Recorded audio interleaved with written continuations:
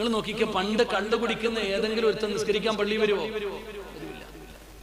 വ്യഭിചരിക്കുന്ന ഏതെങ്കിലും ഒരുത്തൻ പള്ളി വരുമോ? എടോ, കള്ളു കുടിക്കുന്നവൻ പള്ളി വരത്തില്ല, പള്ളി വരുന്നവൻ കള്ളു കുടിക്കൂല. വ്യഭിചരിക്കുന്നവൻ പള്ളി വരൂല, പള്ളി വരുന്നവൻ വ്യഭിചരിക്കൂല. പലിശ തിന്നുന്നവൻ പള്ളി വരൂല, പള്ളി വരുന്നവൻ പലിശ തിന്നൂല. അത് പണ്ട്. ഇപ്പോഴോ കഞ്ചാവടിക്കുന്നവൻ നിസ്കരിക്കാൻ പള്ളി വരുന്ന കാലം. അള്ളാഹു കാക്കമാറാകട്ടെ. ഇപ്പൊ വരുവോ?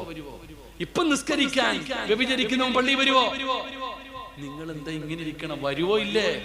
101% വരും. അവൻ നിസ്കരിക്കുകയും ചെയ്യും, കഞ്ചാവടിക്കുകയും ചെയ്യും. അവൻ നിസ്കരിക്കുകയും ചെയ്യും, വ്യഭിചരിക്കുകയും ചെയ്യും. പണ്ട് കള്ളു കുടിക്കുന്നവൻ പള്ളി കയറൂല, വ്യഭിചരിക്കുന്നവൻ പള്ളി വരൂല. ഇപ്പൊ കമ്മിറ്റി ഓഫീസിൽ ഇരിക്കുന്നവൻ വരെ വ്യഭിചരിക്കും. അള്ളാഹു കാക്കുമാറാകട്ടെ. പള്ളി പരിപാലിക്കുന്നവന്റെ യോഗ്യത നോക്കി അവൻ 2 കേസിലെ പ്രതികളാണ്. ഇവിടെ പലിശ കച്ചവടം നടത്തേണ്ടി ഇവിടെ